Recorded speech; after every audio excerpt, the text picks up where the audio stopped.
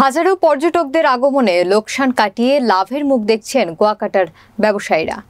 দীর্ঘদিন লোকজন না থাকার কারণে কোরবানি উপলক্ষে পর্যটকদের উপস্থিতি অনেক বেশি। গত কয়েকদিনের ন্যায় শনিবার দীর্ঘ 18 কিলোমিটার সমুদ্র সৈকতের বিভিন্ন জায়গায় পর্যটকদের উপস্থিতি ছিল চোখে পড়ার মতো।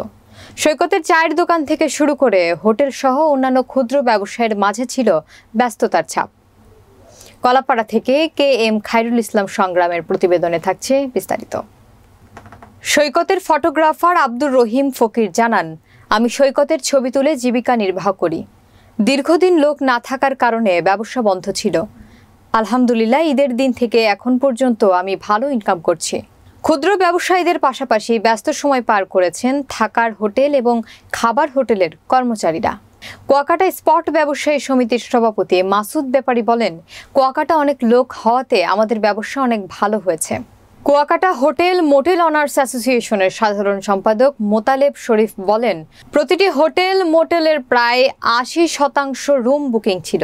পর্যটকদের নিরাপত্তায় ট্যুরিস্ট পুলিশ, থানা পুলিশ, নৌ পুলিশ এবং ফায়ার সার্ভিসের সদস্যদের তৎপরতা ছিল চোখে পড়ার মতো।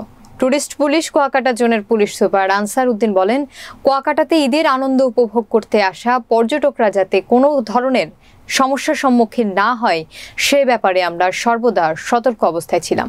সবকিছু মিলে এখানে আপনারা যত স্টেক হোল্ডার আছে তাদেরকেও আমরা একটা সুন্দর সুযোগ করে আছে। এটা সুবিন্যস্তভাবে সুন্দরভাবে সারিবদ্ধভাবে তারা কাজ করতেছে। এ পর্যন্ত আমাদের জানা মতো কোনো ধরনের কোনো অপ্রীতিকর কোনো ঘটনা ঘটেনি।